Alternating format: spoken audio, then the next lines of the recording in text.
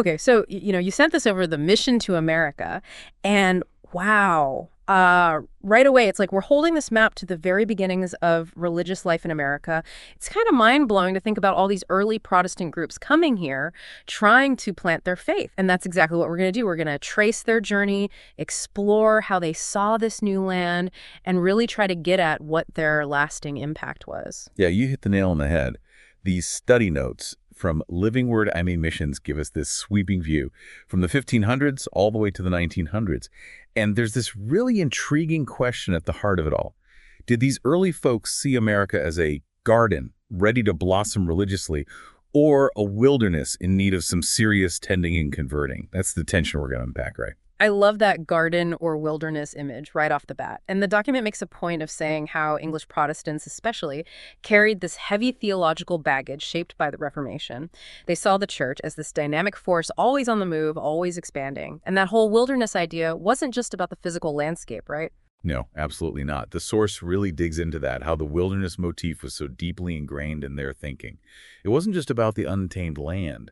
It was about the perceived spiritual state of the Native Americans who were already here, and honestly, even of the European settlers themselves.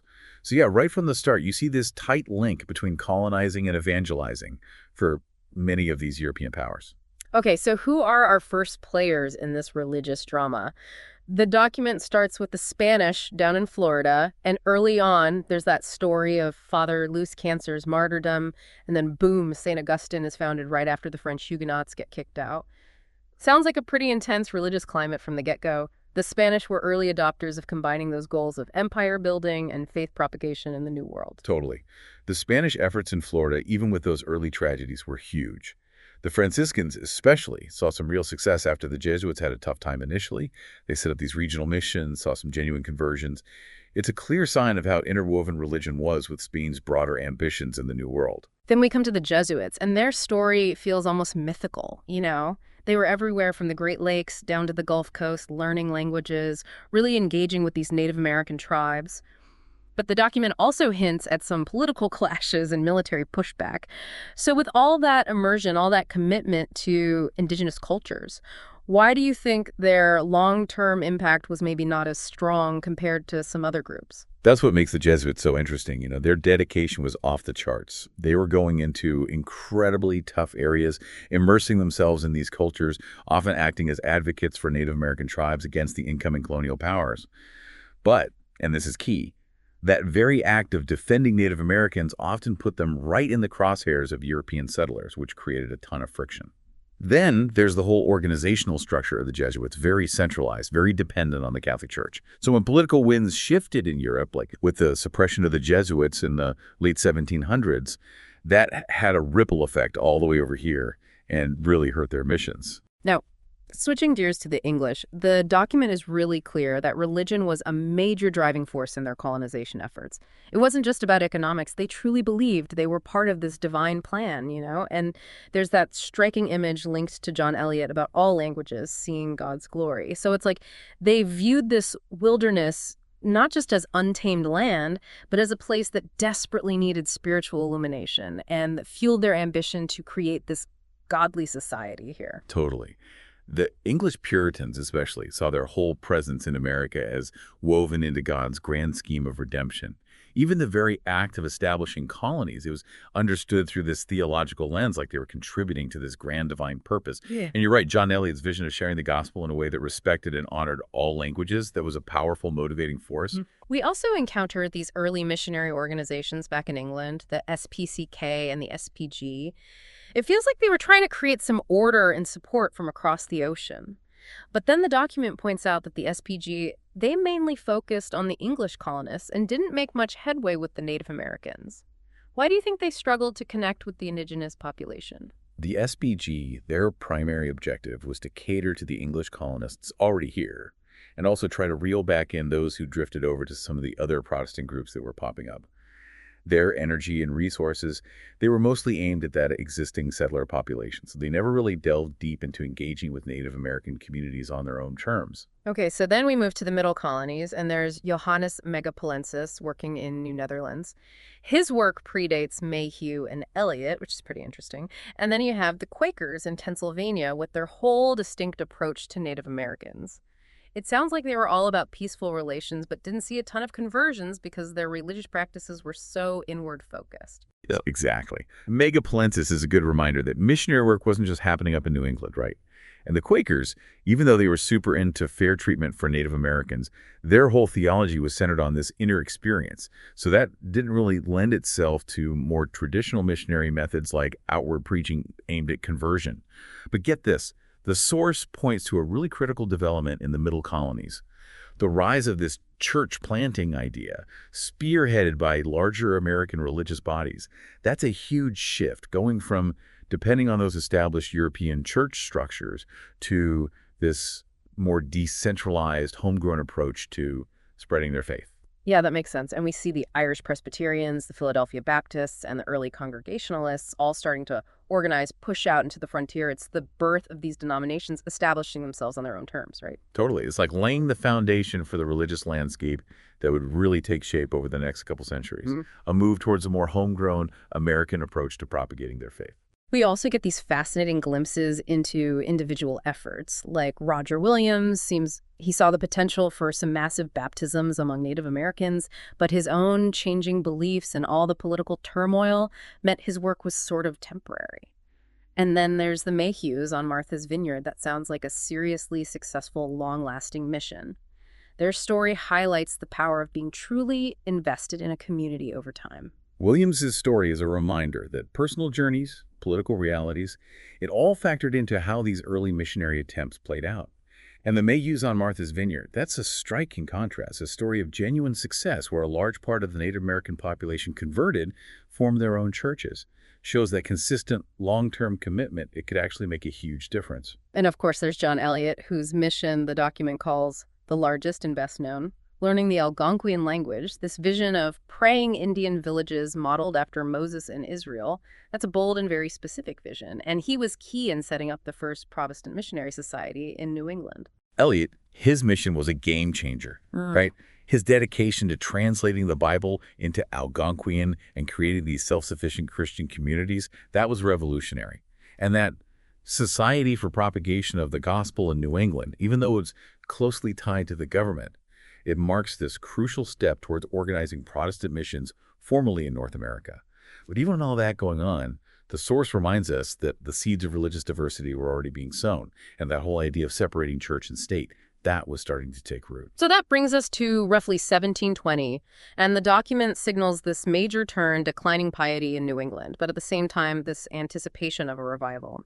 We also hear about the influence of German pietism. What was it about pietism that caught on? You got to remember, around 1720, there was this feeling that the spiritual fire of those early Puritans, it kind of dimmed. It was like this spiritual dryness had set in.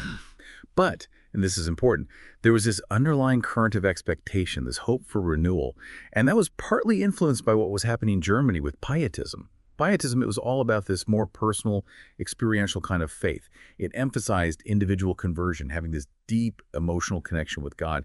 That really fed the whole revivalist spirit. And the first big wave of that was the Great Awakening, right? Starting with Frelinghuysen and the Dutch church over in New Jersey. It sounds like he really shook things up, faced some resistance, but ultimately sparked a revival, even if it didn't lead to a massive missionary movement within the Dutch church itself at that point.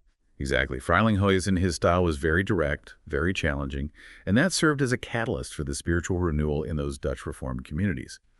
It's seen as a key starting point for the broader evangelical revival in the colonies, with its focus on personal conversion and a more emotionally powerful kind of faith. Then there are the Moravians, and their story is wild.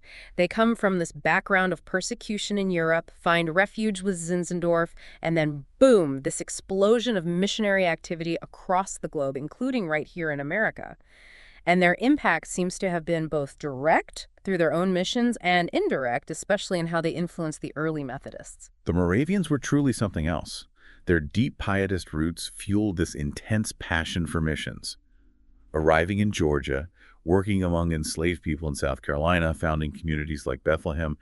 They were all over the place, and they weren't just active, they were influential. They inspired others with their model of like radical faith and service. Their Moravian Pentecost back in 1727, that was this watershed moment unleashing this global mission zeal. And we see the Society in Scotland for Propagating Christian Knowledge, the SSPCK, trying to make inroads in New England.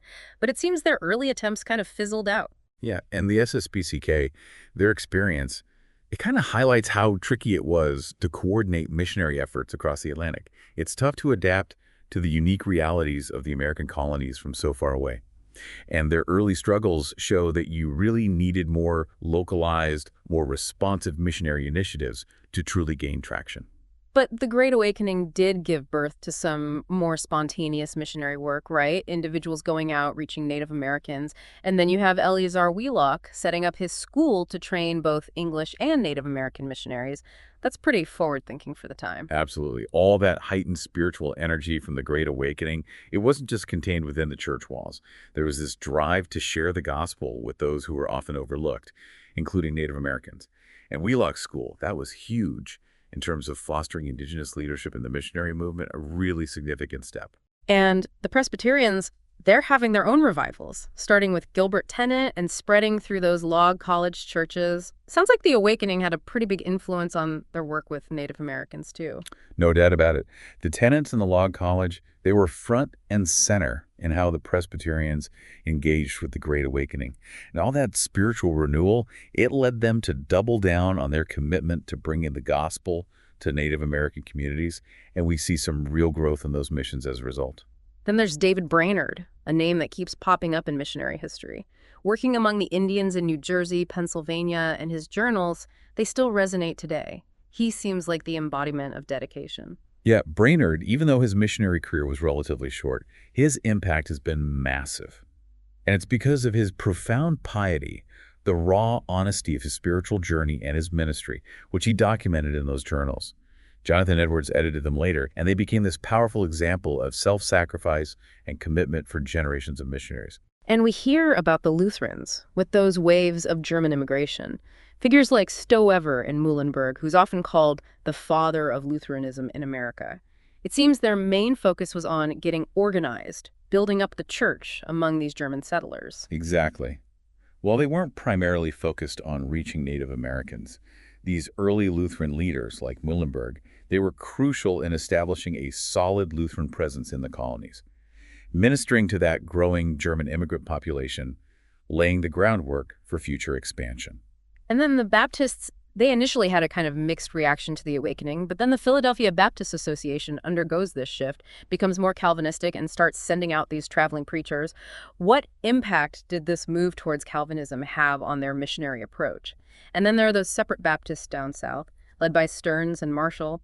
Their story feels like one of explosive growth on the frontier. The shift towards Calvinism within the Philadelphia Baptist Association that probably reinforced their belief in God's sovereignty and salvation, which would have impacted how they approached evangelism. The separate Baptists down south, they were riding the wave of the Awakening and experienced some phenomenal growth. They had all these tireless preachers, and they really resonated with people on that ever-expanding frontier. And finally, in this era, you have the Methodists showing up in the 1760s, starting out independently, and then Wesley sends over some missionaries. It sounds like they were already gaining some serious momentum even before the Revolution kicked off. The Methodists, they were late to the game, but they had this emphasis on traveling preachers and these small groups they called societies that allowed them to reach people and communities that the more established churches often missed. So even in those early days, they were building this solid foundation for future growth. So then comes the Revolution, and the document mentions a decline in Anglican missions, limited growth for Congregationalists. But the Baptists and Methodists, they just kept on growing. It really seems like the war reshaped the religious landscape in some pretty dramatic ways. The Revolution was a turning point, no doubt. The SPG missionaries, they were linked to the Church of England, so most of them left. Some denominations kind of stagnated. But the Baptists and Methodists, with their less hierarchical setups and their focus on reaching those outside the church, they kept expanding. We hear about separatist Baptist missionaries up in New England, the formation of the Warren Baptist Association, and then there's Isaac Backus fighting for religious liberty while also doing his traveling ministry. It's like they were engaged on both the spiritual and the political fronts. Yeah, the Baptists in New England at that time, they were committed to both spreading their faith and securing religious freedom. Backus especially was a vocal advocate for separating church and state, and his constant travels helped spread the Baptist movement all across the region. And down south, the Baptists kept growing, even during the war.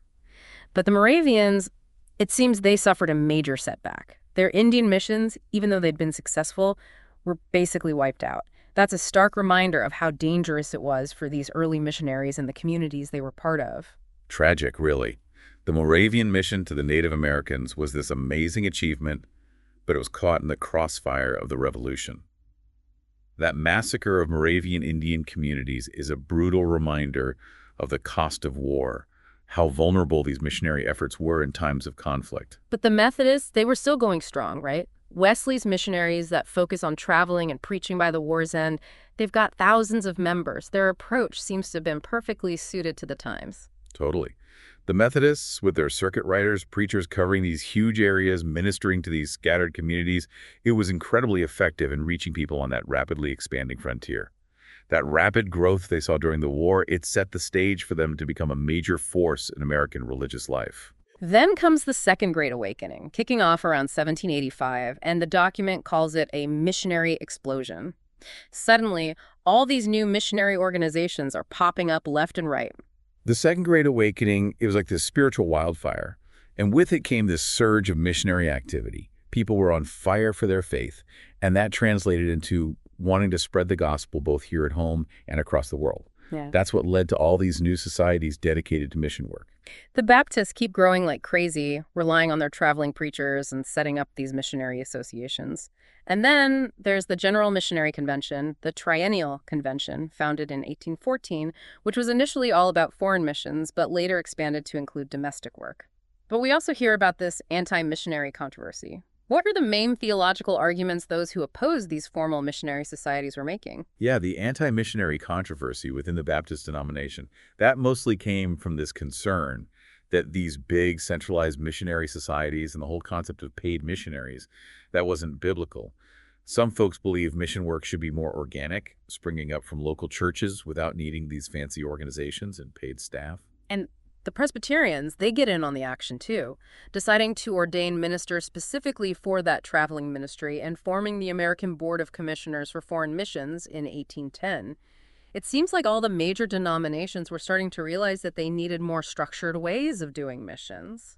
Yeah, the early 1800s, it was like this era of formalizing missionary efforts. Protestant denominations were establishing boards and societies for both foreign and domestic missions. It shows they were understanding that they needed a more systematic way of spreading their faith if they wanted to make a real impact. The Congregationalists, they had a bit of a rough time with their Indian missions after the Revolution, but then they formed their own society, the SPGNA. Sounds like they were working hard to regroup and get back into the mission game. The post-revolution years were a time of adjustment for the Congregationalists, especially their missions to Native Americans. They'd relied a lot on support that dried up after the war. The SPGNA, that was their way of trying to revitalize and refocus their missionary work in this newly independent nation. But it was the Methodists who really surged ahead during this time, even overtaking the Baptists to become the largest Christian group by 1820. The document attributes that to the dedication of both their members and preachers and their really effective system of circuit riders. That model of traveling and preaching, it seems like it was a key ingredient in their success. No question. The Methodist circuit rider system, with those preachers constantly on the move, ministering to communities all over the place, it was the perfect fit for reaching people on that frontier. And when you combine that with the passionate commitment of their members, it's no wonder they grew so fast. So then we enter this period from 1820 to 1920, which the document labels the crusade for Christian nationhood and fragmentation. It's like the focus is shifting. You've got this growing sense of national identity after the War of 1812. And that starts to color how they view domestic missions. There's talk of manifest destiny and missionaries getting involved in government policies regarding Native Americans. Right. The early 1800s saw this wave of nationalism, this idea that America had this special God-given mission. And for some, that meant domestic missions were all about building a Christian nation. Sadly, sometimes that came at the expense of Native Americans with policies like removal, the American Baptist Home Missionary Society's slogan, North America for Christ. That really captures the sentiment of the time. And this idea of building a Christian civilization, it seems like it became a huge focus for certain Protestants, sometimes even overshadowing the core goals of evangelizing and planting churches. There's mention of this emphasis on education and moral reform as well. Absolutely. For some denominations, like the Congregationalists and Presbyterians, the domestic mission expanded to include this ambition of shaping American society according to Christian principles. That meant setting up schools, pushing for moral reforms. It reflected this desire to create a truly Christian nation. And then we hit the section called Keeping Down the Weeds, covering the years from 1820 to 1865. It sounds like domestic missions took on a more defensive tone, like they were trying to protect this vision of Christian culture. You see this idealization of New England culture and these books by Beecher, Bushnell, and Strong, all promoting this idea. Yep. There was this growing anxiety about holding on to a Protestant Christian identity as the country expanded westward, as more immigrants arrived, and as society went through these huge changes. These influential figures, they laid out this vision of spreading New England's cultural and religious values across the nation. They saw it as essential for America's moral and spiritual well-being. And the document highlights two big fears they had: the uneducated masses and the rising number of Roman Catholic immigrants. Lyman Beecher's anti-Catholic sermon, that's held up as a prime example of this defensive mindset. Anti-Catholic sentiment was a powerful force in those days. There were fears about the Catholic Church's growing influence, anxieties about the social and political impact of Catholic immigration. Beecher's sermon tapped into those anxieties and contributed to a broader anti-Catholic movement within certain Protestant circles. Then Horace Bushnell comes along and shifts the attention to barbarism, pinpointing slavery as the main threat to this Christian vision. It seems like the fight against slavery really took center stage as a moral and religious imperative for a lot of Protestants. For sure. As the debate over slavery heated up, it became this defining moral and religious issue for a growing number of Protestants. Bushnell's view shows how strongly people were starting to feel that slavery was a fundamental evil that had to be abolished if America was ever going to live up to its ideals as a moral nation. But this whole push for unity and moral reform, it didn't hold up forever, right? The section called Parceling Out the Field talks about the Evangelical United Front crumbling and this rise of denominational exclusivism. It's like different denominations are suddenly doubling down on their own unique doctrines, almost competing with each other. That sense of unity among evangelicals, it started to break down as theological differences became more pronounced and denominational lines got drawn more firmly. Groups like the Landmark Baptists, Missouri Synod Lutherans, High Church Episcopalians, they were putting more and more emphasis on their specific doctrines and practices. That led to a more competitive environment in missionary work. And during this time, we also see new denominations popping up, like the Disciples of Christ and the Cumberland Presbyterian Church, often born out of revivals and disagreements about theology. The religious landscape was becoming more and more fragmented, it seems. Definitely. Revivals often led to these theological disputes, right? You'd have new groups forming because they felt their understanding of the Bible or how church should be done, it wasn't represented in those existing denominations. That contributed to this growing tapestry of American Protestantism. But of course, the issue that really split the churches was slavery. The document details the growth of the abolition movement, how denominations like the Methodists and Baptists fractured over whether slaveholding missionaries were acceptable, and then the formation of the Southern Baptist Convention in 1845. This was a watershed moment. It left a lasting mark. Oh, absolutely. The slavery controversy, it was the defining issue that split those major Protestant denominations in the mid-1800s. They just couldn't reconcile their views on slavery, and it led to these painful divisions that had repercussions for the religious landscape of the country for years to come. The creation of those separate Southern denominations, that was a direct outcome of that deep, irreconcilable conflict. After the Civil War, after emancipation, and with immigration still going strong, the religious scene kept evolving. We see the rise of independent Black churches and the formation of those African-American Baptist associations. But it sounds like working together with white missionary societies, achieving true equality, that was a tough road. Emancipation was huge. African Americans were able to establish their own churches and missionary organizations. It was this expression of self-determination, a response to the racism they faced in those white-dominated denominations. And while there were attempts at cooperation, the path to genuine equality and partnership, was littered with obstacles. Then we come to that last section, the garden, fruitful but failing, spanning from 1886 to 1920. It sounds like the home mission movement, even though it had seen a lot of success, started running into some challenges. People's perception of home missionaries seemed to shift from seeing them primarily as evangelists to viewing them more as agents of national development. By the late 1800s and early 1900s, the home mission movement's focus had broadened for some. It wasn't just about evangelism and planting churches anymore. There was this push for social reform, for creating a Christian society. That shift in focus, I think, contributed to this feeling that the movement was losing its relevance for some. We hear about the rise of the social gospel movement with people like Josiah Strong, who envisioned this kingdom of God being realized right here in American society. But you also had that premillennial perspective, which didn't see America as some new Israel and focused more on evangelism, especially in cities, with figures like D.L. Moody. Those are some pretty fundamentally different approaches to mission work. You're hitting on this major split in theological viewpoints and mission priorities. The social gospel folks, they were all about social justice, transforming society based on Christian ethics. Premillennialists, on the other hand, they were focused on Christ's imminent return and the need for personal salvation. That led them to emphasize evangelism and creating things like Bible institutes to train people for that work. And the document mentions the student volunteer movement for foreign missions, which was aiming for worldwide evangelization. It sounds like for some, the focus was expanding beyond just America's borders. The SVMFM, that shows this growing global awareness and a commitment to bringing the gospel to those who hadn't heard it all over the world, that movement really channeled a lot of energy and resources into international missions. And there's more division happening within denominations, like the Baptists splitting into liberal, premillennial, and conservative camps. And then the National Baptist Convention of the United States of America is formed for Black Baptists, who the document says did a ton of evangelistic work in cities that often gets overlooked. The late 1800s and early 1900s, it was a time of intense theological debate and division within a lot of denominations. Yeah. You had these distinct movements forming, religious bodies restructuring. The National Baptist Convention, they faced some huge social and economic challenges, but they played this vital role in ministering to Black communities in those urban areas through evangelism and church planting. Finally, the document talks about these Southern Biblicists, Southern Baptists, Churches of Christ, Southern Presbyterians, and Southern Methodists. They shared this cultural background and these theological leanings. We hear about the Southern Baptist Convention experiencing this revitalization and the Churches of Christ growing rapidly. And then there's the rise of holiness and Pentecostal churches with their focus on reaching the marginalized here in America. By this point, it's like the American religious map is unbelievably complex and diverse. You got it.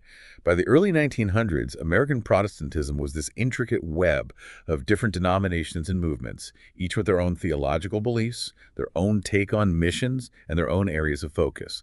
The rise of the Southern Biblicists and the holiness Pentecostal traditions just added more layers to this already rich tapestry. So as we wrap up our deep dive into the mission to America, we've traced this fascinating evolution, haven't we? It started with this close link between colonizing and mission work, moved through periods of revival and massive growth, then shifted towards this emphasis on national identity and social reform.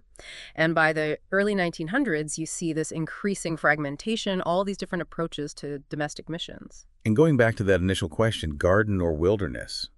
Great.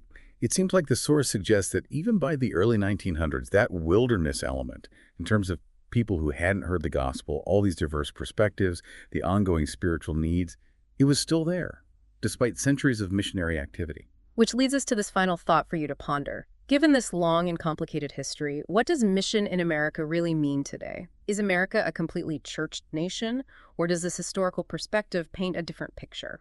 It really makes you think about the challenges those early missionaries faced and the motivations that drove them, and how that all connects to American society today.